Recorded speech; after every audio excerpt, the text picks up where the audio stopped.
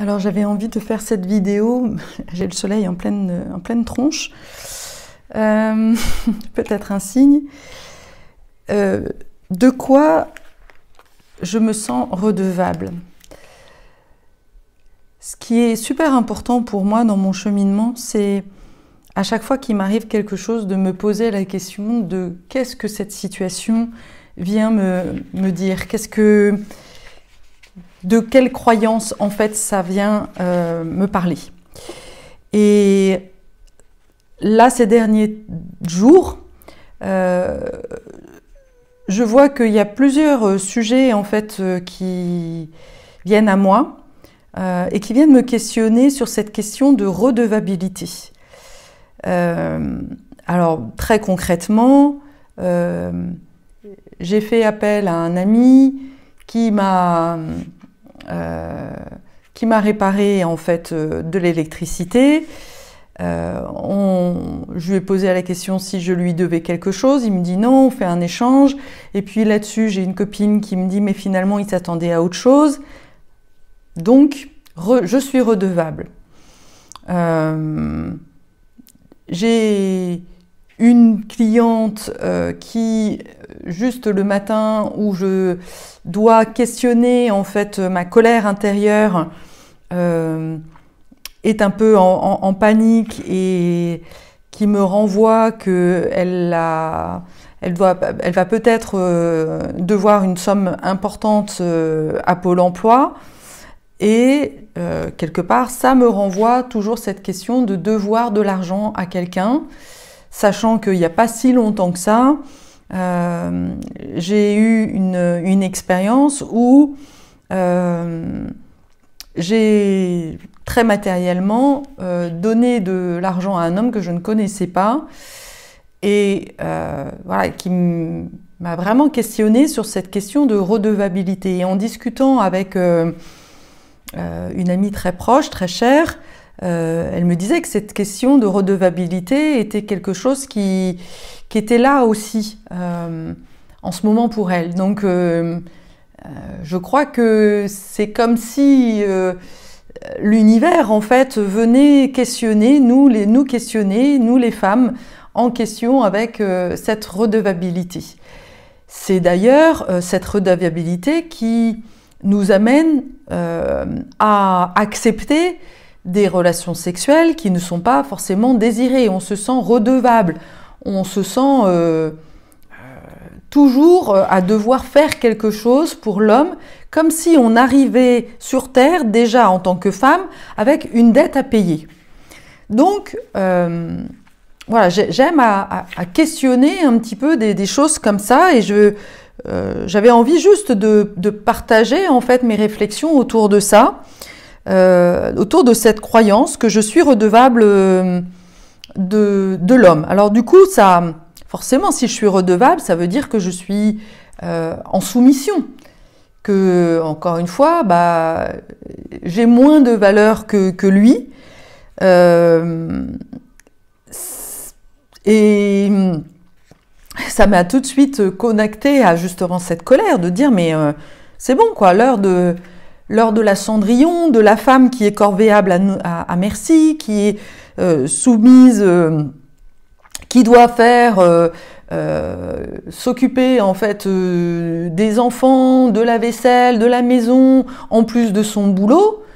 C'est fini ça, on va peut-être arrêter là quoi.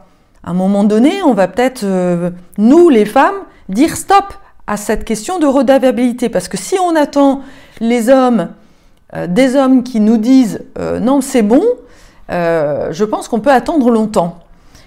Et ce qui était intéressant aussi, c'était de voir en fait qu'il y a juste une lettre entre redevoir et recevoir. Waouh, c'est magique ça. Juste une lettre dans l'alphabet en plus. Le O. Comme si en fait ça avait glissé. On était passé de ah non, la femme elle doit recevoir. Je te rappelle que le féminin c'est vraiment l'archétype, la qualité du féminin c'est de recevoir. Et c'est comme si, je ne sais pas par quelle magie, on avait transformé recevoir en redevoir, devoir de nouveau, comme si tu devais pas assez, tu dois encore. Et là, ça me ramène vraiment à l'archétype de ma mère qui a passé sa vie à fonctionner en mode sacrificiel, de se priver de ce qui est bon pour elle, de mettre les autres avant elle et de passer à côté de sa vie, à force de devoir quoi, je sais pas, à qui, j'en sais rien, mais en tous les cas, ça, elle devait faire la cuisine, elle devait faire plaisir à son père, ça c'était très clair. Et c'est d'ailleurs très en lien avec le père. Et je me demande si cette question de redevabilité n'est pas à l'origine d'une très grosse colère, en fait, chez la femme. Parce qu'il y en a marre, en fait. Il y en a marre de sentir, en fait, que cette puissance qu'on a là à l'intérieur, on la met au service de choses qui nous dégradent plutôt que de notre puissance. Et il y a comme une frustration qui prend son origine, en fait, sa racine autour de cette redevabilité. En tous les cas, je questionne ça. Alors, du coup, je me suis posé cette question de dire, ok, si je suis redevable, ça veut dire que j'arrive avec une dette. Ça veut dire quoi? Ça veut dire que je ne suis pas assez. Que je n'ai pas, que quelque part, ma présence en tant que femme, n'est pas suffisante et que je devais faire plus qu'un homme pour pouvoir justifier d'être sur cette terre. Waouh! Ça montre à quel point la femme s'est coupée en fait de sa nature divine. Alors ce qui est intéressant, c'est qu'en plus au même moment où je me questionne autour de cette redevabilité, eh bien j'ai un homme qui m'envoie un texte autour du tantra qui, à l'inverse, place vraiment la femme au centre de l'extase, de vraiment la femme comme une déesse divine qui est là vraiment au centre. Et c'est vraiment ma conviction profonde. Si tu me suis un petit peu, tu sais à quel point je suis en accord avec la prophétie des Hopis qui dit que le monde va changer à partir du moment où la femme reprend le pouvoir. Alors du coup, je me pose vraiment la question si c'est pas un coup du patriarcat, de tout ce système bien ficelé, pour que justement nous les femmes, on n'aille surtout pas chercher notre puissance et que on prenne surtout pas notre place en fait. Donc, et que l'on puisse continuer à jouer les boucs émissaires. Et d'ailleurs même entre nous, hein, parce que dans le même lot, j'ai une de mes clientes qui est insatisfaite parce que je lui ai renvoyé sa responsabilité, sa responsabilité en fait dans ce qu'elle est en train de vivre et que je veux vraiment la placer en tant que souveraine et non pas comme victime. C'est vraiment important pour moi que la femme sorte de ce rôle de victime, bourreau-sauveur, et qu'elle voit l'homme en tant que bourreau. Non, il n'est pas question de ça. Moi, je vois bien, je questionne, tiens, je me dis pas que cet homme est un salaud parce qu'il me demande de l'argent. Non. Je me repose la question, qu'est-ce que ça vient de me dire en fait, de mes propres croyances, parce que c'est comme ça que je peux avancer, que je peux justement nettoyer mes croyances, parce que je suis toujours dedans en fait, hein. C'est un processus, on est en chemin.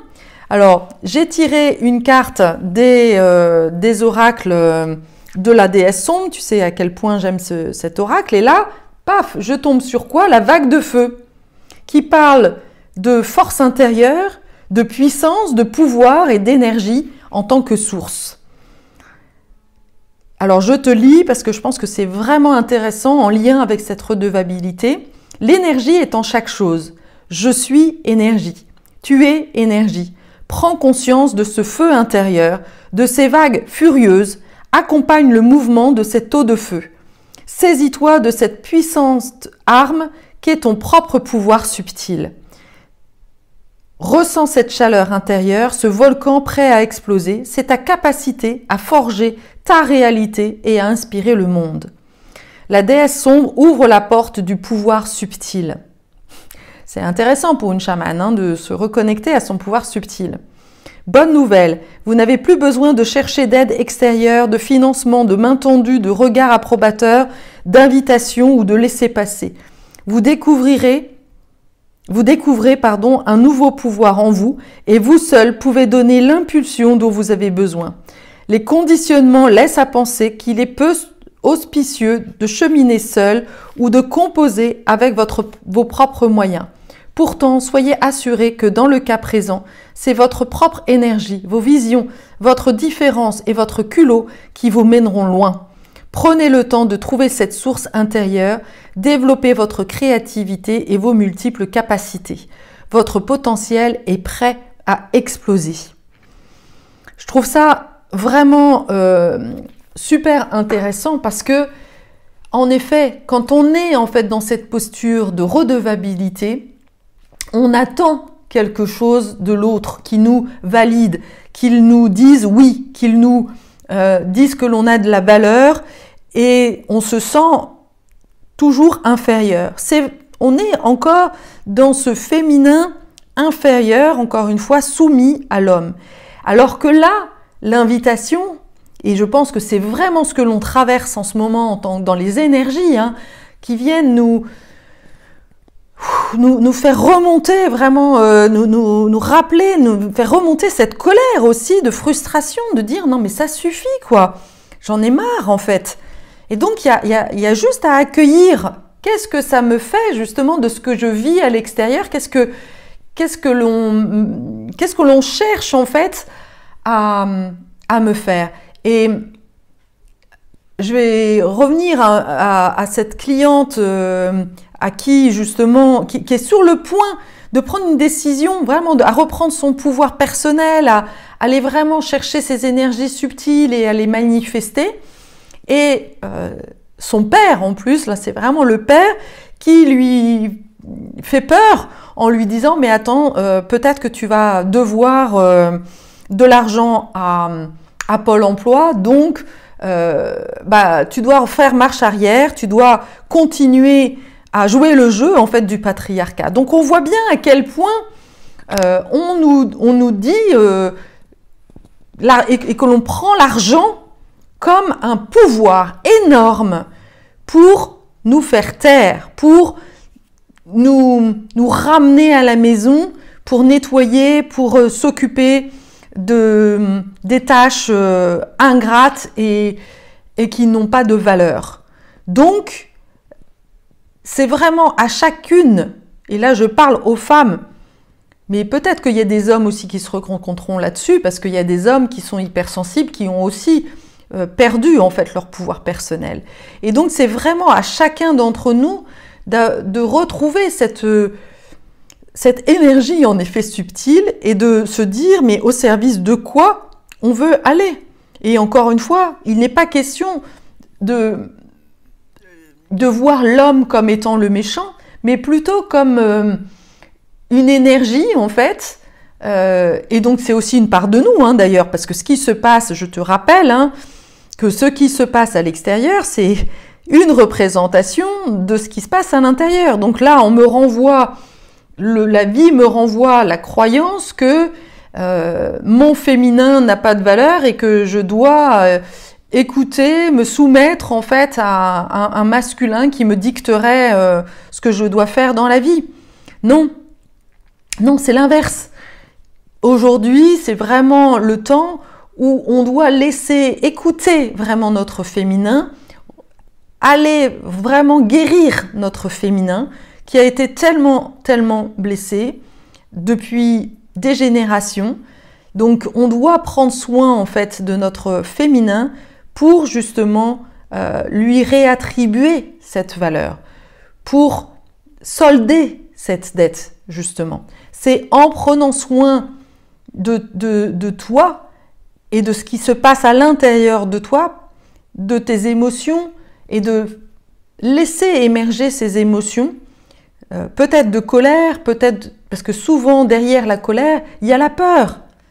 Ok, de quoi ça parle? Une cliente qui me dit que je suis une bonne à rien, que je suis un gourou, que je suis je sais pas quoi. C'est intéressant parce qu'elle me suit quand même, elle écoute mes vidéos, mais pour se rassurer qu'elle est mieux que moi. Bon, si elle veut continuer à jouer à ce jeu de comparaison, moi, ça, ok, c'est son droit. Moi, je ne veux plus, en fait, être là. Donc, j'essaie d'apaiser. Après, si elle n'entend pas que j'entends sa colère, mais que je ne peux pas y cautionner, quoi. Moi, mon objectif, c'est de faire en sorte de vraiment accompagner les femmes à devenir des thérapeutes comme moi, à gagner de l'argent, à être indépendantes financièrement et à croire en leur pouvoir personnel, bien sûr.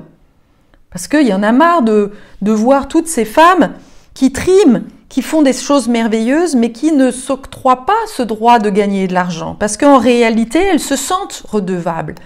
Et si tu as des problèmes d'argent, c'est que quelque part, il y a la culpabilité qui est là, en toi, qui fait que tu te sens toujours redevable. Coupable de quoi? D'être une femme. Coupable, voilà, d'être la lignée de Ève. Non mais il y en a marre, quoi. On va nous faire porter le chapeau pendant combien d'années, combien de siècles encore? On n'a rien fait. Et en plus, je te signale que l'histoire de Ève n'est pas du tout celle que l'on nous raconte. Déjà, Ève n'était pas la première femme d'Adam. La première femme d'Adam, c'était Lilith. Lilith qui était une femme très forte, qui était une femme qui justement avait de la puissance et qui, d'après pas le conte, mais voilà ce qu'on raconte, la légende, eh bien, ne voulait pas rester dans cette position justement de soumise sexuellement parlant par rapport à Adam.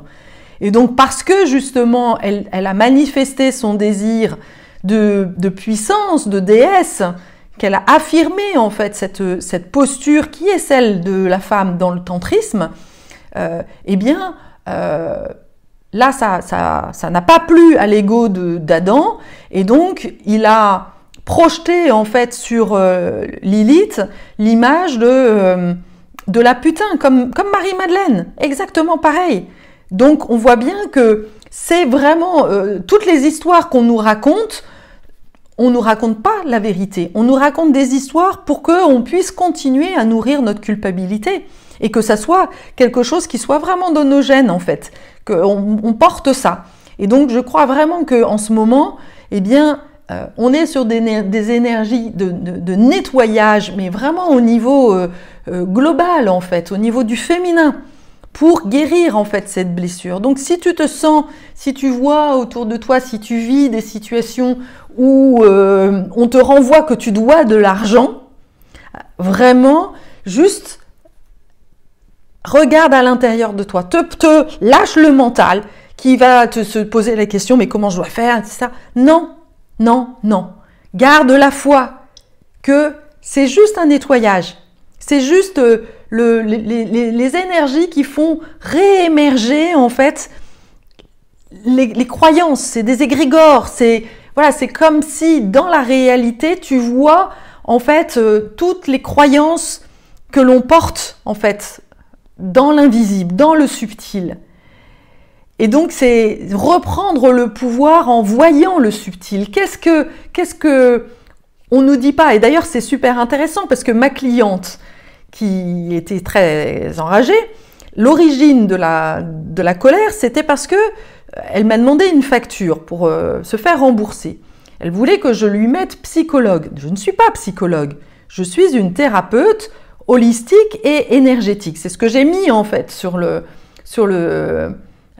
descriptif. Et elle me dit, mais non, vous n'êtes pas je n'ai pas eu d'accompagnement énergétique. Mais c'est qu'elle ne lit pas dans le subtil, qu'elle ne voit pas en fait que bien sûr que oui, je transmets énormément d'énergie dans mes accompagnements et que tu te nourris de ça. Mais si elle n'est pas en réceptivité, bah, c'est sûr qu'elle ne le voit pas et elle n'a pas cette conscience-là.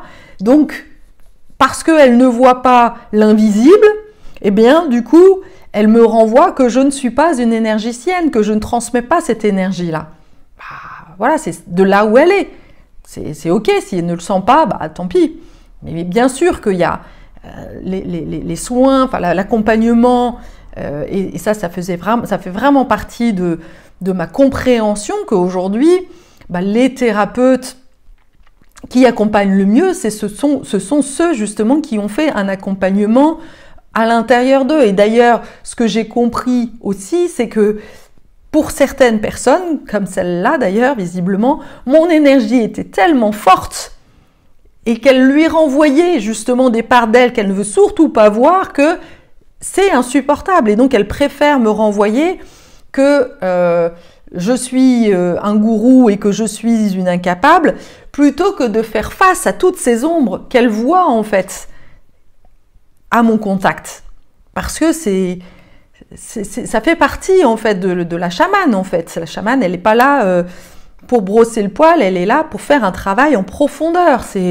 On n'est pas là pour se dire qu'on est belle, pour renvoyer à l'autre la responsabilité. Non, on est là vraiment dans un vrai objectif de transformation en profondeur, dans les cellules, et c'est là. Bah ouais, et donc il faut accepter l'inconfort, hein, parce que c'est pas simple en fait, hein, d'aller voir des parts que l'on a oubliées, qu'on a voulu mettre de côté. Et donc de continuer avec des mensonges. Des fois, c'est plus confortable que d'aller voir vraiment notre part d'ombre. Ça, c'est vraiment important de comprendre ça. Que pour beaucoup, c'est beaucoup plus facile, en fait, de continuer à dire que c'est l'autre. Parce que c'est les peurs. La peur, en fait, nous amène à faire quoi ? Elle nous amène à éviter les situations dangereuses, parce que comme ça, on n'a pas peur. Elle nous amène à renvoyer sur l'autre, blâmer l'autre, et donc comme ça on ne voit pas la peur. Elle nous amène à partir en croisade. Alors là je la vois elle, hein, quand tu as quelqu'un qui te parle sans s'arrêter, bah, elle part en croisade. Elle pense avoir son coupable, donc du coup elle se raccroche à ça, parce que quelque part, tant qu'elle se raccroche à quelque chose, à l'extérieur, elle n'est pas face à ses peurs les plus profondes. Voilà ce que nous fait faire la peur. Elle nous fait mettre la tête dans le sable. Ah oui, c'est la situation de l'autruche, le déni de réalité. Comme ça, je ne vois pas la peur. Ou au contraire, je suis mort de peur et donc je suis paralysée. Ça, c'est une autre situation de ce que nous fait la peur. Elle nous fige, elle nous maintient. Et donc, on voit bien à quel point la peur est une arme, mais monstrueuse en fait, qu'utilise le gouvernement, qu'utilise en ce moment. Voilà, on nous tient par la peur. On nous maintient par la peur de manquer, la peur de mourir, la peur de je sais pas quoi. Mais en faisant ça, on n'est plus humain, on n'est plus vivant. On est des morts vivants. Des morts vivants morts de peur. Est-ce que tu veux être mort de peur ou peur de mourir, ou au contraire te dire mais non, reprendre ce pouvoir de la déesse qui voit le subtil, qui comprend en fait, qui va vraiment voir les choses au-delà de la réalité, parce que c'est ça, c'est là où on a le pouvoir, où on est super puissantes nous les femmes. C'est que justement, grâce à cette énergie subtile et à cette intelligence du subtil, on voit au-delà des choses. Et donc, c'est vraiment, oui, on redevient, on se reconnecte vraiment à notre part de chamane, de sorcière en fait. Et évidemment, ça fait peur, parce qu'au service de quoi on va utiliser en fait ce super pouvoir? Au service du bien, bien évidemment, mais on nous a fait croire qu'on faisait beaucoup de mal avec ça. Donc quand tu sens que tu es là pour accompagner des gens, eh bien sûr, ça peut te renvoyer à beaucoup de peur, de mal faire, de ne pas être à la hauteur, de faire du mal. Et donc, dès qu'on te renvoie, si quelqu'un te dit que tu as mal fait, oups, tout de suite, tu repars en fait dans cette culpabilité. Qu'est-ce que j'ai fait, mon Dieu? C'est de ma faute. Non. Tout est juste, mais vraiment tout est juste. Et ça, c'est merveilleux quand on commence à voir la vie, à quel point elle nous apporte tous les éléments pour nous permettre de voir l'invisible, pour nous permettre d'aller voir nos croyances, nos blessures dont on doit prendre soin. Donc vraiment, si j'ai une chose que j'ai envie de faire partager dans cette vidéo, c'est quand tu as des choses douloureuses dans ta vie, ne pars pas en croisade, ne mets pas ton mental en disant comment je vais faire. Non, pause, je reviens, là je m'arrête. Qu'est-ce que ça me fait à l'intérieur? C'est quoi la croyance qu'on est en train de me montrer à l'extérieur? Et du coup, comment ça me fait à l'intérieur? Quelle nouvelle croyance, du coup, je veux installer? Est-ce que je veux continuer à croire que je suis redevable? Est-ce que je veux donner... Voilà, c'est vraiment les accords Toltec. Est-ce que c'est un accord auquel je veux donner du poids, de la valeur? Est-ce que je continue à faire valoir cet accord que la femme est redevable? Ben non. Alors lâche. Ok. Et tu vas voir que plus tu vas lâcher tous ces accords que, en tant que femme, on nous a bien ancrés dans le cerveau, waouh, bah ouais, là tu vas reprendre ton pouvoir personnel. Et du coup, pouvoir décider de ta vie, vraiment. Prendre les rênes. Et donc, du coup, et c'est ça. Et là, c'est merveilleux, mais quand on n'en est pas là, on a l'impression que je raconte n'importe quoi. C'est ok. C'est plus facile de dire, mais elle raconte n'importe quoi, plutôt que de se dire, mais comment elle fait? J'ai envie de savoir, moi, j'ai envie d'y aller. Et là, du coup, d'affronter. Parce que je peux t'assurer que ça n'a pas été un chemin facile. D'en arriver là, et là, j'ai aussi envie de faire passer un autre message, c'est d'arrêter de croire que tout est qu'une transformation, c'est facile. Beaucoup de coachs, aujourd'hui, font payer des fortunes en faisant croire qu'une transformation émotionnelle, ça se fait en un week-end. Ben non, ça se fait pas en un week-end. C'est pas vrai. Et c'est pas juste. Et d'ailleurs, ces personnes-là projettent beaucoup de choses, là encore, des blessures qui ne sont même pas vraies, parce que la transformation, elle se fait dans le corps. C'est pas la thérapeute qui va te dire en fait ce qui s'est passé dans ton enfance. Non, c'est à toi d'y aller et elle est là pour t'accompagner. Moi, je suis là pour t'accompagner dans tes blessures, dans tes enfances, dans tes blessures d'enfant, pour pouvoir t'en libérer. Et c'est parce que c'est à ce prix-là en fait que le travail se fait. Mais croire que ça va se faire facilement, sans justement, sans peur. Non, au contraire, on va traverser les peurs, on va y aller. Donc, et je suis là pour ça, je suis là pour t'accompagner, être là pas à pas, avec tout ce que la vie va justement te ramener pour essayer de te ramener en arrière. Non, on continue le chemin. Et je suis là, c'est pas non plus avec des programmes en ligne que l'on fait ce travail-là, parce que on va vraiment aller dans les peurs les plus profondes. Et donc là, toutes les personnes que j'accompagne sont des personnes qui sont profondément blessées, avec des traumatismes très ancrés, très, très profonds. Et c'est ça qui fait qu'à un moment donné, elles sont bloquées. C'est pour ça, en fait, que tu es bloqué. Parce qu'il y a vraiment des blessures très, très profondes et que il y a besoin vraiment de mettre beaucoup d'amour, en fait, autour de tout ça. Mais faut encore vouloir y aller. Ça, c'est la première des conditions. Voilà, donc j'espère vraiment que cette vidéo t'aura été utile. J'ai conscience que tout le monde n'est pas en mesure de comprendre ce que je parle. Ça parle à un autre niveau de conscience. J'essaye vraiment d'aller de plus en plus parler à justement cet esprit subtil pour que ça puisse éveiller des choses chez toi, transformer, parler de mes expériences. Je n'essaie de convaincre personne. Voilà. Je sais que certaines personnes sont en résonance, d'autres pas. Et c'est OK. Tout est OK. Merci et à bientôt.